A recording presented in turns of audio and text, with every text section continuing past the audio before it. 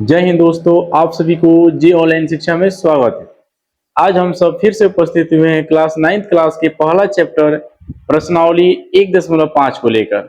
आज हम सब पढ़ने वाले हैं प्रश्नावली 1.5। आइए इस प्रश्नावली में देखते हैं हम क्या क्या दिया हुआ है, उस क्वेश्चनों को क्या करते हैं, हल करते हैं। यानी सबसे पहला हमारा जो क्वेश्चन दिया गया है यहाँ पे दिया गया है, बताइए नीचे दी गई संख्याओं में कौन कौन परिमेय है और कौन कौन अपरिमेय संख्या है। यानी कि इसमें सिर्फ हमें परिमेय संख्या है और अपरिमेय संख्या के बारे में क्या करना है, बताना है। यानी जो भी संख्या इसमें दी गई है कौन परिमेय संख्या है कौन अपरिमेय संख्या। जैसे पहला हमारा दिया हुआ है, यानी कि दिया है 2-√5। क्या यह परिमेय संख्या की अपरिमेय संख्या है? आप याद रखिएगा, किसी भी पूर्णांक में कोई संख्या अगर रूट में कोई संख्या अगर जोड़ी जाती है या उसमें क्या की जाती है, घटाई जाती है, तो क्या कहलाएगी, अपरिमेय संख्या कहलाएगी। क्या कहलाएगी, अपरिमेय संख्या। यानी कि यह अपरिमेय संख्या है। कौन सी संख्या है, अपरिमेय संख्या। देखा जाए तो 2 एक पूर्णांक है, क्या है, पूर्णांक है। √5 क्या है, अपरिमेय संख्या। तो किसी भी पूर्णांक में अपरिमेय संख्या का जोड़ या घटाव जो होता है वो हमेशा क्या होता है, अपरिमेय संख्या होता है। क्या होता है, अपरिमेय संख्या। हमारा जो दूसरा क्वेश्चन दिया गया है यहाँ पे ब्रैकेट में 3 + √23 ब्रैकेट बंद -√23, फिर यहां से ब्रैकेट क्या कर दिया गया, खोल दिया गया। यानी अब हमें इसे बताना है कि परिमेय संख्या है कि अपरिमेय संख्या है। इसमें थोड़ा सा हल करेंगे हम। यानी कि जो यहाँ पे दिया हुआ है 3 + √23 और -√23, देखा जाए -√23 + √23 से क्या होगा, कट जाएगा। तो कितना हमारा बचेगा, 3 बचेगा। तो क्या 3 क्या है, तो 3 एक प्रकार की परिमेय संख्या है। कौन सी संख्या है, परिमेय संख्या। यानी 3 एक प्रकार की हमारी परिमेय संख्या है। फिर ऊपर दिया हुआ है तीसरा नंबर क्वेश्चन दिया है हमारा, यानी 2√7 बट्टा में 7√7। देखिए √7 से √7 कट जाएगा तो कितना बचेगा, 2/7। जब 2/7 आ गया तो ये कौन सी संख्या है, परिमेय संख्या। यानी कि यह हमारी कौन सी संख्या हो जाएगी, परिमेय संख्या। यह हमारा पहला क्वेश्चन का कौन है, नहीं तीसरा क्वेश्चन था। यहाँ पे 3 होगा जो m लिखा हुआ है। अब ये चौथा क्वेश्चन को देखते हैं। यानी चौथा क्या कर रहा है, चौथा बोला है 1/√2। ये कौन सी संख्या, परिमेय है कि अपरिमेय। तो किसी ऊपर देखिए पूर्णांक दिया है, नीचे क्या दिया है, नीचे √2 दिया है जो अपरिमेय संख्या। तो किसी भी पूर्णांक में जब अपरिमेय संख्या से भाग देते हैं तो भी अपरिमेय संख्या ही प्राप्त होता है। हमारा क्या आता है, अपरिमेय संख्या। यानी कि यह भी हमारा अपरिमेय संख्या होगा। कौन सी संख्या होगा, अपरिमेय संख्या। हमारा इसका पांचवा क्वेश्चन दिया गया है 2π। अब बताइए 2π क्या है, 1π क्या होता है, अपरिमेय संख्या। 2π भी क्या होगा, हमारा अपरिमेय संख्या। एक चीज याद रखिए, किसी भी अपरिमेय संख्या से किसी भी परिमेय संख्या में जब गुना करते हैं तो हमारा ही अपरिमेय संख्या ही क्या होता है, आता है। तो यह हमारा हो जाएगा अपरिमेय संख्या। कौन सी संख्या, यानी अपरिमेय संख्या। ये हमारे पहला क्वेश्चन में जो क्वेश्चन दिया था, नीचे कुछ संख्याएं दी गई है, इसमें आपको बताना है कौन परिमेय और कौन अपरिमेय है। जैसे 2 - √5, यानी यहाँ पे पूर्णांक में से और एक माइनस में अपरिमेय संख्या है, इसको घटा रहा है तो अपरिमेय संख्या होगा। फिर यहाँ पे दिया 3 + √23, फिर यहाँ पे माइनस में √23 दिया हुआ, तो ब्रैकेट इसको हटाएंगे तो प्लस के माइनस के कट जाएगा तो बचेगा 3। और 3 एक क्या है, परिमेय संख्या है। फिर अगला क्वेश्चन दिया था 2√7 बट्टा में 7√7, यानी √7 से √7 क्या होगा, कट जाएगा। 2/7, और 2/7 हमारा क्या हो जाएगा, परिमेय संख्या हो जाएगा। फिर यहाँ पे 1/√2 दिया है, यानी एक पूर्णांक हो गया, √2 क्या हो गया, अपरिमेय संख्या से भाग दिया जा रहा है, तो हमारा अपरिमेय संख्या ही क्या होगा, प्राप्त होगा। पाई अपरिमेय है तो 1 पाई अपरिमेय, तो 2 पाई भी क्या होगा, अपरिमेय ही संख्या हमारी हो गई। आइए अब दूसरा क्वेश्चन को हम देखते हैं। दूसरा क्वेश्चन में हमसे क्या पूछा जा रहा है, यानी कि दूसरा क्वेश्चन में हमसे पूछा जा रहा है 3 + √3। पूरे क्वेश्चन को पढ़ते हैं। निम्नलिखित व्यंजकों में से प्रत्येक व्यंजक को सरल कीजिए। जो नीचे व्यंजक दिए गए हैं उनको क्या करना है, सरल करना है, नहीं हल करना है। जैसे में 3 + √3 दिया हुआ है यहाँ पे, फिर यहाँ पे 2 + √2 दिया गया, इसको हल करना है। तो सबसे पहले हल करने का तरीका हमारा, यानी इसके 3 से इन दोनों में गुना करेंगे। 3 दूनी कितना हो जाएगा, सबसे पहले इसको ऐसे लिख लेते हैं, 3 से गुना करना है दोनों में, और ऐसे बनाते हैं तो गलती होने का चांस नहीं रहेगा। फिर यहाँ पे √3, यानी 3 से दोनों में गुना करेंगे, इसलिए 3 से दोनों को क्या किए, ब्रैकेट में डाल दिए। फिर इस √3 से दोनों में गुना करना है, तो फिर इसलिए √3 से क्या करेंगे, दोनों को ब्रैकेट में हम डाल देंगे। अब इसको गुना करते हैं, 3 दूनी 6, फिर इससे गुना करेंगे 3√2, प्लस में जब इससे गुना करेंगे 2√3, प्लस में जब इससे गुना करेंगे रूट कितना जाएगा, 6 आ जाएगा। अब देखा जाए तो हमारा 6 प्लस क्या कोई जुटने वाला दिखाई दे रहा है, नहीं, यानी 3√2 + 2√3 + 6, यही हमारा क्या हो जाएगा, ये हमारा आंसर हो जाएगा। क्या हो जाएगा, ये हमारा आंसर, यानी कि जो यहाँ पे दिखाई दे रहा है यही हमारा क्या हो जाएगा, आंसर हो जाएगा। फिर अगला जो क्वेश्चन दिया हुआ है, इसमें क्या दिया है, इसमें अगला क्वेश्चन दूसरा नंबर दिया है 3 + √3, फिर यहाँ पे दिया है 3 - √3 दिया हुआ। अब देखिए 3 + √3, फिर ब्रैकेट में 3 - √3 दिया हुआ। अगर आप ध्यान से देखिएगा, एक फार्मूला के रूप में दिया गया है। तो फार्मूला क्या होता है, आइए हम आपको बताते हैं। यानी कि अगर देखा जाए तो a + b इंटू में a - b होता है, तो a² - b² हो जाता है, या a² - b² होता है, तो a + b इंटू में a - b होता है। जब यहाँ पे a + b into a - b के रूप में दिखाई दे रहा है, तो वह a² - b² हो जाएगा। तो a, यानी देखा जाए, पहले इसको उतार लेते हैं क्वेश्चन को, 3 + √3, फिर यहाँ पे 3 - √3। अगर देखा जाए तो a की जगह पर 3, a की जगह पर 3 है, प्लस है, माइनस है √3 b की जगह पर, b की जगह पर क्या है, √3 है। तो हम यहाँ पे इसको लिख सकते हैं, यहाँ पे 3 का स्क्वायर, a का स्क्वायर 3 का स्क्वायर करेंगे, फिर उसके बाद b का स्क्वायर यानी √3 का क्या करेंगे, स्क्वायर करेंगे। 3 का स्क्वायर 3 तिहाई 9, √3 का स्क्वायर 3, घटाएंगे तो कितना आ जाएगा, 6 आ जाएगा। कितना जाएगा, 6 आ जाएगा। यानी हमारा इस व्यंजक का जो हल होगा, इसका आंसर कितना आ गया, 6 आ गया। कितना आ गया, 6। आइए अब आगे की ओर देखते हैं। इसमें अब इसी में 2 क्वेश्चन है, उसको बनाते हैं। ये हमारा अगला क्वेश्चन हो जाएगा। अब यानी कि हमारा तीसरा क्वेश्चन था √5 + √2, यानी कि हमारा तीसरा जो क्वेश्चन है वो √5 + √2 का होल स्क्वायर है। अब इसी को क्या करना है, हमें सरल करना है। सरल मतलब होता है हल करना है। क्या करना है, हल करना है। तो देखिए, यानी कि इसको a + b के होल स्क्वायर हम बोल सकते हैं। क्या बोल सकते हैं, a + b का होल स्क्वायर।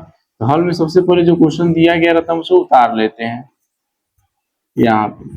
देखिए, आप इसको 2 तरीके से बना सकते हैं। या तो आप इसको 2 बार लिखकर गुना कर लीजिए, या फॉर्मूला याद है, डायरेक्ट a + b के होल स्क्वायर का फॉर्मूला लगा सकते हैं। इसको a मान लीजिए, इसको b, a + b का होल स्क्वायर। फॉर्मूला होता है ए स्क्वायर, ए स्क्वायर की जगह पर कितना है 5 है, तो 5 का स्क्वायर प्लस में बी स्क्वायर, बी स्क्वायर की जगह पर कितना है 2 है, तो 2 का स्क्वायर प्लस में होता है 2ab, तो 2a की जगह पर कितना है 5 गुने इसकी जगह पर कितना है 2। अब देखा जाए रूट 5 का स्क्वायर 5, रूट 2 का स्क्वायर 2, इसको देखिए याद रखिएगा रूट के बाहर की जो भी संख्या होती है तो रूट के बाहर की संख्याओं को रूट के बाहर हम गुना करते हैं और रूट के अंदर वाली संख्याओं को रूट के अंदर हम गुना करते हैं। ये आप बेसिक में इस चीजों को जान चुके होंगे।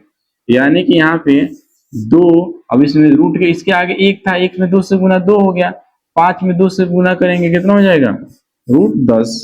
अब देखा जाए 5 2 7, यानी 7 प्लस 2 रूट क्या 10 हमारा क्या हो जाएगा आंसर हो जाएगा। अब हमारा चौथा क्वेश्चन दिया था, इसका क्या दिया है हमारा चौथा दिया था root 5 minus 2, root 5 minus 2, root 5 minus root 2, फिर यहाँ पे रूट 5 प्लस में रूट 2 दिया गया, यानी रूट 5 प्लस 2। अभी हम आपको बताए हैं, देखा जाए इसको पहले हम क्वेश्चन उतार लेते हैं। रूट 5 माइनस रूट 2, यहाँ पे रूट 5 प्लस में रूट 2।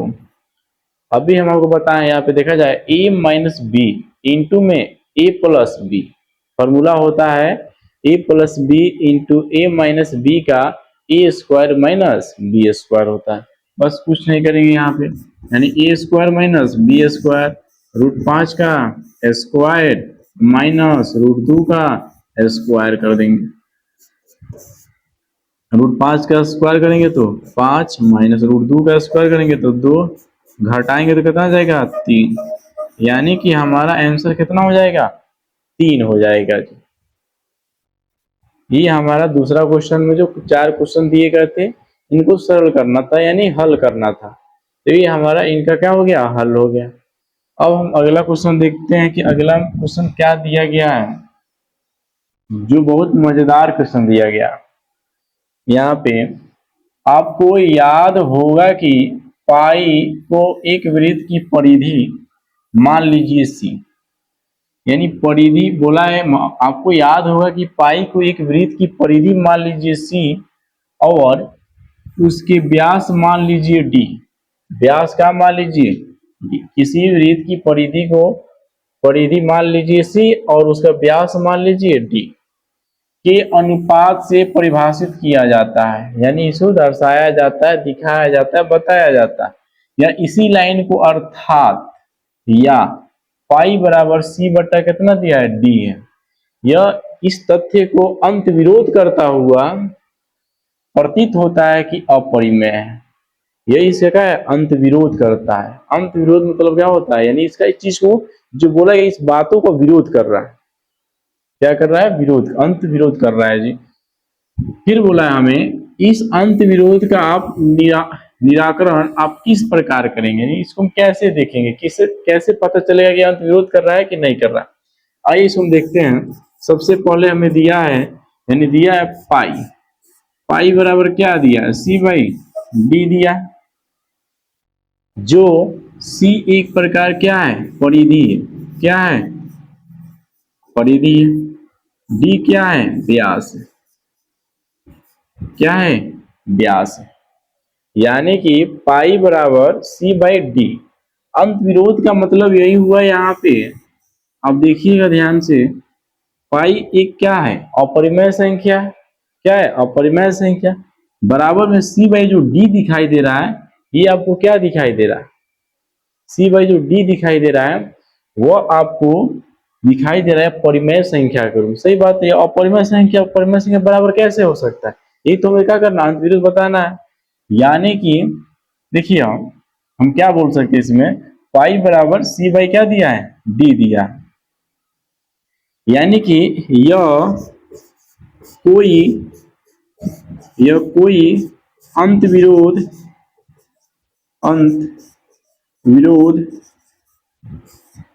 नहीं है। यह कोई अंत विरोध क्या है? नहीं है। जब जब हम परिधि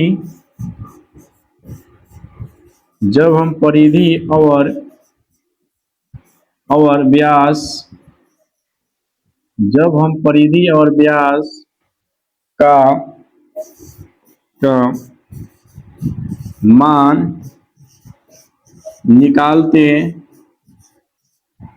निकालते हैं तो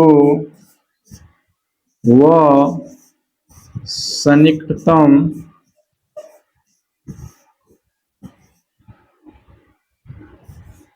यानी कि सन्निकटतम परिमेय संख्या होती है। देखिए अब, यानी कि यह कोई अंत विरोध नहीं है। जब हम परिधि और व्यास का मान निकालते हैं तो वह सन्निकटतम परिमेय संख्या, यानी परिमेय संख्या क्या होता है? पास में आता है। क्या आता है? सन्निकटतम मतलब होता है पास में। यानी जब परिधि और व्यास का जब मान निकाला जाता है, जब स्केल से उसको क्या करते हैं? मापते हैं परिधि को और व्यास को, तो वह एक परिमेय संख्या के मान को क्या आता है? पास में आता है। तो हम कह सकते हैं, यहाँ पर लिखेंगे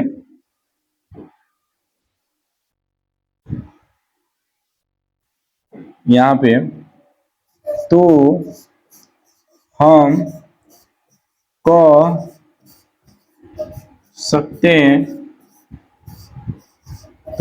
सकते हैं कि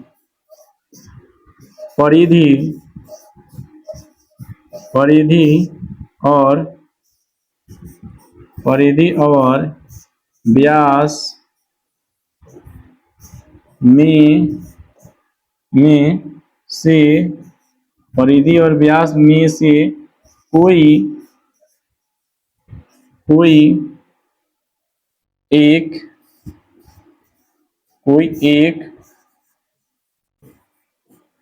अपरिमेय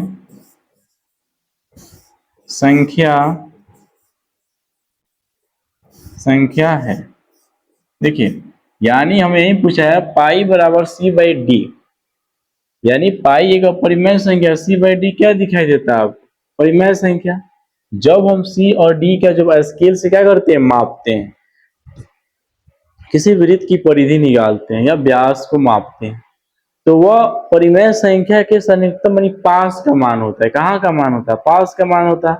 तो हो सकता है परिधि या व्यास में कोई एक क्या होना चाहिए? अपरिमेय संख्या होना चाहिए, इसलिए कोई अंत विरोध नहीं कर सकता है। अपरिमेय संख्या परिमेय संख्या के बराबर होना चाहिए, दोनों में से कोई ना कोई एक क्या हो सकता है? अपरिमेय संख्या हो सकता है। ये हमारा क्या हो जाएगा? सोल्यूशन हो जाएगा। इस तरह से उसका निराकरण क्या कर सकते हैं? कर सकते हैं। ये हमारा तीसरा क्वेश्चन था। अब आज ये चौथा क्वेश्चन दिया। आइए अब हम देखते हैं इसमें चौथा नंबर क्वेश्चन हमारा क्या कहता है। संख्या रेखा पर √9.3 को निरूपित करना है, यानी संख्या रेखा पर क्या करना है? दर्शाना है। यानी संख्या रेखा पर दर्शाने के लिए सबसे पहले एक रेखा खींचेंगे। क्या खींचेंगे? रेखा। जिस रेखा की लंबाई होनी चाहिए कितनी? 9.3, यानी इस रेखा की लंबाई 9 कितनी होनी चाहिए? 3 होनी चाहिए। यह हमारा ए बिंदु हो जाएगा और यह बी बिंदु, यानी एक ए बी रेखा खींचा। इस ए बी रेखा की लंबाई 9.3 होगी हमारी। अब इसी चीज को हम रचना के रूप में क्या करेंगे? इसको लिखेंगे रचना इसलिए लिखा जाता है ताकि रचना पढ़ के पता चल जाए कि कैसे इसको बनाया गया है। तो सबसे पहले रचना में लिखेंगे हम ए बी रेखाखंड 9.3 खींचा, यानी ए बी एक रेखाखंड खींचा गया कितना? 9.3। अब हम क्या करेंगे? इस बी बिंदु से आगे 1 सेंटीमीटर तक हम बढ़ा देंगे, यानी यहां तक क्या कर देंगे? सी कर देंगे। क्या कर देंगे? सी हो गया हमारा। दूसरा लिखेंगे ए बी रेखा को 1 सेंटीमीटर आगे आगे BC तक बढ़ाया गया। यानी AB रेखा को 1 सेंटीमीटर आगे यानी BC तक का किया गया है, बढ़ाया गया है। अब ये हो गया हमारा। अब हम क्या करेंगे, इस AC रेखा को समद्विभाजित करेंगे। क्या करेंगे, समद्विभाजित। यानी प्रकार की सहायता से हम क्या करेंगे, यहाँ पे और इसको यहाँ पे ऐसे काटेंगे, फिर यहाँ पे प्रकार रख कर इसको ऐसे काटेंगे, फिर यहाँ पे क्या करेंगे, इसको यानी ऐसे काटेंगे, इधर ऐसे काटेंगे। अब इसको हम क्या करेंगे, डॉट डॉट से इसको मिलाने का काम करेंगे। जैसे नहीं कटा है बीच में, क्योंकि हम स्केल्स प्रकार की सहायता से इसको हम नहीं बनाए हैं। आप प्रकार की सहायता से इसको बनाइएगा तो एकदम बीच में क्या करेगा, यह इसको काटेगा ऐसे। जहां पे कटेगा उसी को स्केल से क्या करना, मिला देना। मान लीजिए जिस स्थान पे मिल रहा है वो है, क्या है, वो है। अब हम तीसरा रचना लिखेंगे। AC रेखा खंड को AC रेखाखंड को समद्विभाजित यानी कि समद्विभाजित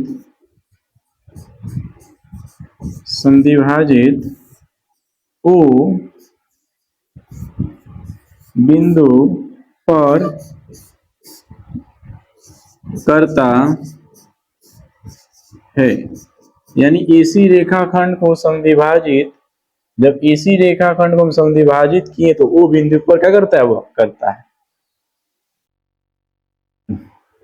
अब हम 4 नंबर रचना लिखेंगे। EO माप वाले चाप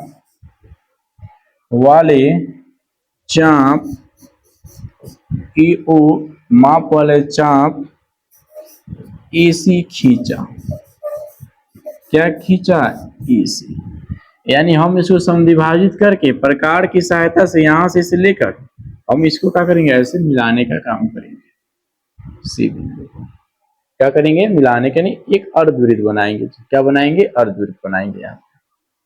अब हमारा 5वां होगा। अब इस B बिंदु से, किस बिंदु से, B बिंदु से एक लंब खींचेंगे हम। क्या खींचेंगे, लंब मतलब होता है 90 डिग्री का एंगल बनना चाहिए। यानी AC रेखा पर से बिंदु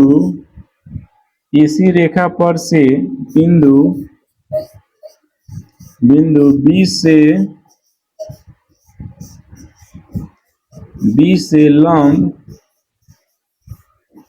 खींचा। बिंदु B से क्या खींचा, लंब खींचा, जो AC चाप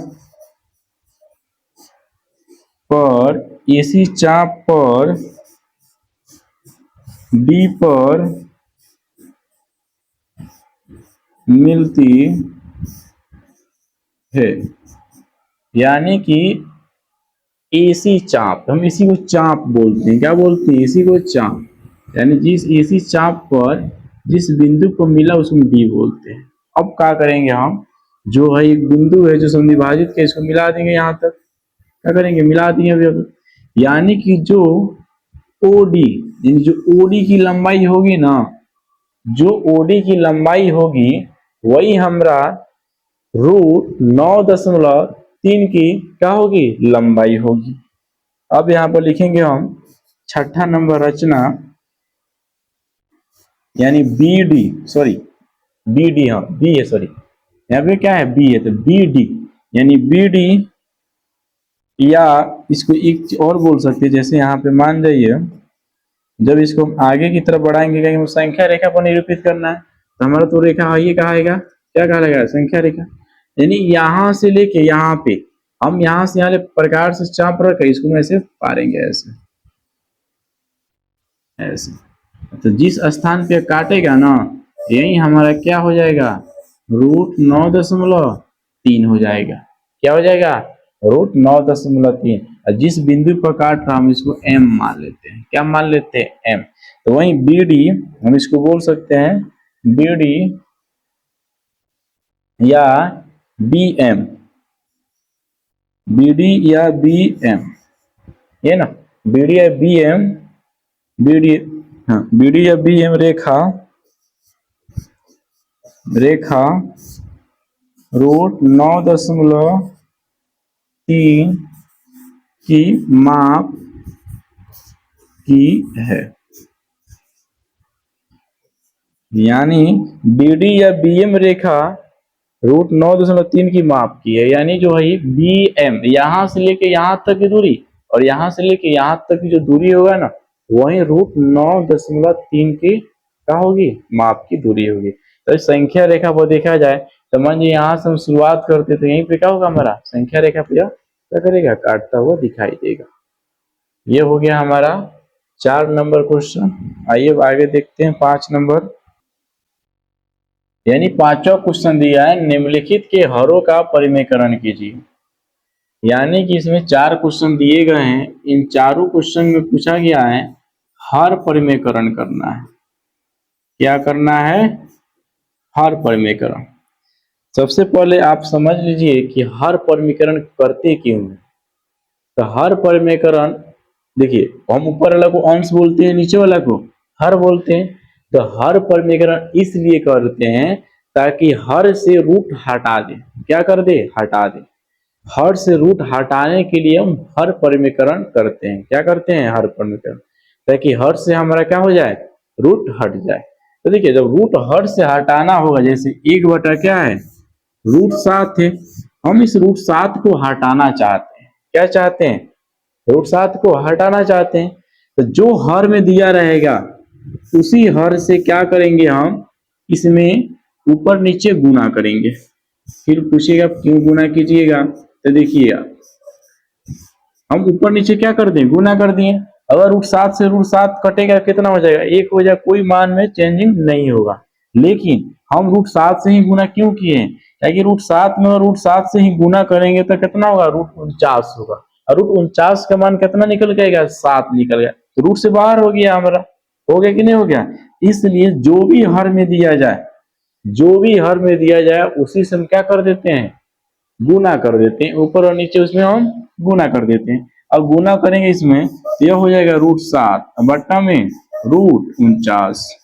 फिर यहाँ पे देखा जाए तो √7 बट्टा में क्या हो गया, 7। यही हमारा क्या हो जाएगा, आंसर हो जाएगा। यानी हर से क्या हो गया, रूट हट गया कि नहीं हट गया, हट गया। तो यही होता है हर परिमेयकरण इसलिए किया जाता है ताकि हर से क्या हो जाए, रूट हट जाए। अब हमारा अगला क्वेश्चन जो दिया है इसी का, यानी कि यहाँ पे दूसरा नंबर दिया है 1 बट्टा में √7 माइनस √6 दिया है। अब इसको कैसे हल करेंगे, ये क्या करें इसमें कि नीचे से हर से क्या कर दे, रूट हटा दे, तो हमारा झंझट है। यानी रूट को क्या करना है, हर से हटाना है। तो देखिए अभी आपको बताया गया है हर में जो भी दिया गया √7 माइनस √6 दिया, तो हम क्या करेंगे, इसी से गुना करेंगे √7, फिर यहाँ पे प्लस √6 बट्टा में √7 प्लस में √6। आप बोलिएगा कि √7 माइनस √6 से गुना करना था, लेकिन यहाँ पे प्लस क्यों लिख दिए। देखिए प्लस इसलिए लिखा जाता है ताकि एक नीचे फार्मूला के रूप में आ जाए। इस फार्मूला के रूप में, ताकि हर जो होता है वो हमको इस फार्मूला के रूप में लाना रहता है। यानी कि a प्लस बी इंटू में a माइनस बी बराबर a square minus b square. अगर a के स्थान पे रूट में है तो स्क्वायर करेंगे तो रूट हट जाएगा। अगर b के स्थान पर भी कोई रूट में है तो अगर b का स्क्वायर करेंगे तो रूट क्या हो जाएगा, हट जाएगा। तो आप याद रखिएगा कभी भी हर परिमेयकरण किया जाए, बट्टा में अगर इस तरह क्वेश्चन दिखाई देता है तो जो चिन्ह होता है बीच का उसको चेंज कर देते हैं। माइनस है तो प्लस कर देंगे, क्यों, क्योंकि यहाँ पे a माइनस बी इंटू में a प्लस बी दिखाई दे दिया फॉर्मूला पर। अगर यहाँ पे प्लस रहता है तो हम क्या करेंगे, माइनस से क्या करेंगे, गुना करेंगे दोनों तरफ। अब देखिए जब एक में इसमें गुना करेंगे तो √7 प्लस में √6 हो जाएगा। फिर यहाँ पे देखा जाए तो देखिए √7 माइनस √6 ब्रैकेट में रख देते हैं। फिर यहाँ पे √7 प्लस में √6। अब यहाँ पे क्या हो जाएगा हमारा, √7 प्लस में √6। फिर देखा जाए a minus b into a plus b. Formula क्या होता है, a square minus b square. A square की जगह पर क्या है, ए की जगह पर √7 का स्क्वायर माइनस बी की जगह पर क्या है, √6 का स्क्वायर कर देंगे। फिर यहाँ पे आ जाइए, यहाँ पे हो जाएगा √7 प्लस में √6। फिर यहाँ हो जाएगा √7 का स्क्वायर 7 माइनस √6 का स्क्वायर 6, यानी कि हमारा √7 प्लस में √6, 7 में से 6 गया, कितना जाएगा, 1 आ जाएगा। यानी कि अब जब 1 से भाग देंगे तो √7 प्लस में √6 क्या हो जाएगा, हमारा आंसर हो जाएगा। यानी इसका हर परमेकरण करेंगे हम तो √7 प्लस √6 क्या हो जाएगा, हमारा आंसर निकल के आएगा। हमें उम्मीद है कि आप सभी बच्चों को अच्छी तरह से समझ में आ रहे होंगे। आप याद रखिएगा, अगर कभी भी नीचे प्लस माइनस का चिन्ह दिया रहता है तो उसमें हम माइनस होता है तो प्लस लगा देते हैं, और प्लस होता है तो माइनस है। क्यों लगाते हैं इसका रीजन बताया अभी, ताकि हम a plus b into a minus b के फॉर्मूला के रूप में लाना चाहते हैं। क्यों, अगर a के स्थान पर रूट है तो वह a स्क्वायर हटा देगा, b के स्थान पर कोई संख्या रूट में तो b स्क्वायर हटा देगा रूट को, इसलिए। अब इसमें तीसरा क्वेश्चन दिया है, इसका अगला क्वेश्चन पहला दूसरा तीसरा यहाँ पे नहीं हटेगा, अगला पेज बना देते हैं। यानी तीसरा दिया हुआ है 1/√5 प्लस में √2 दिया है। यानी कि हमारा अगला क्वेश्चन क्या दिया था, यानी कि 1/√5 प्लस √2। अब देखिए, अब इसे हल करना, अभी आपको पता है 1 क्या हो जाएगा, √5 प्लस √2। हमको हर परमेकरण करना है, यानी हर का, हर से रूट हटाना है तो क्या करेंगे, यहाँ पे √5 √2। बताइए प्लस रहेगा कि माइनस रहेगा, अगर प्लस है तो यहाँ पे माइनस, फिर यहाँ पे √5 माइनस √2, यह कटेगा तो 1 आ जाएगा। फिर इसमें 1 से गुना होगा, कोई वैल्यू फर्क नहीं पड़ेगा जी। यहाँ पे प्लस है, यहाँ पे माइनस क्यों, कि यहाँ पे a plus b into a minus b के रूप में हो जाएगा, ये रूट हटा देगा। अब यहाँ पे जब गुना करेंगे तो √5 माइनस √2 बट्टा में √5 का स्क्वायर माइनस √2 का क्या हो जाएगा, स्क्वायर हो जाएगा हमारा। अब जो मान निकल के आएगा √5 माइनस √2 बट्टा में √5 का स्क्वायर 5 √2 का स्क्वायर 2। अब यहाँ पे √5 माइनस √2, 5 में से 2 गया 3, ये हमारा क्या हो जाएगा, आंसर हो जाएगा इसका। 1/√5 प्लस √2 का जब हर परमेकरण करेंगे तो √5 माइनस √2 बट्टा में कितना आएगा, 3 आएगा। इसी में एक और क्वेश्चन बच गया हमारा 4 नंबर। यानी 4 नंबर क्या दिया था, देखिए 1/√7, यानी कि 1 में √7 माइनस 2। अब इसका हर परमेकरण करना है हमें, यानी कि 1√7 माइनस 2 है, हर परमेकरण करेंगे, जितना हर में रहेगा सभी को ले जाएंगे गुना में करेंगे, उसको गुना ऊपर और नीचे दोनों तरफ। तो √7 प्लस में 2, यहाँ पे कितना √7 प्लस में 2। अब देखा जाए जो ऊपर गुना करेंगे तो √7 प्लस कितना आएगा, 2 आएगा। जब नीचे को लिखा जाए तो √7 माइनस 2 ब्रैकेट में डाल देने का, गुना करना, बीच में गुना का चिन्ह है, √7 प्लस में 2। आपको दिखाई दे रहा होगा √7 प्लस में 2। फिर यहाँ पे √7 यानी a माइनस बी है, a प्लस बी के रूप में दिखाई दे रहा है। फॉर्मूला होता है a square minus b square, यानी कि √7 प्लस में 2, √7 का स्क्वायर 7 माइनस यहाँ पर रूट है नहीं, 2 का स्क्वायर 4, यानी कि √7 माइनस प्लस है प्लस 2 बट्टा में यानी 7 में से 4 गया 3, यानी इसका हर परमेकरण करेंगे तो जो हमारा आंसर निकल के आएगा रूट 7 प्लस 2/3। हमें उम्मीद है कि आप सभी बच्चों को ये जो हर परमेकरण क्वेश्चन दिया हुआ था आपको समझ में आया हो। अगर आपको हल्का भी इसमें दिक्कत हो हम इसका हर परमेकरण का एक वीडियो अपलोड कर देंगे जिसमें एकदम बेसिक से जानकारी 10-15 क्वेश्चन को प्रैक्टिस करा के इसी चैनल पे हमारे जी ऑनलाइन शिक्षा पे जाके प्लेलिस्ट में जाके वहाँ पे बेसिक मैथ में जाके आप वहाँ से इसकी बेसिक जानकारी के बारे में पढ़ सकते हैं।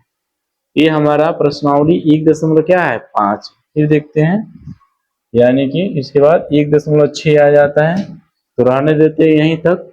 फिर मिलते हैं अगले वीडियो के साथ जिसमें हम 1.6 पढ़ेंगे। इस चैप्टर का एक प्रश्नावली और बच गया 1.6 जो अगले वीडियो में क्या करेंगे हम समाप्त करते हैं। जय हिंद।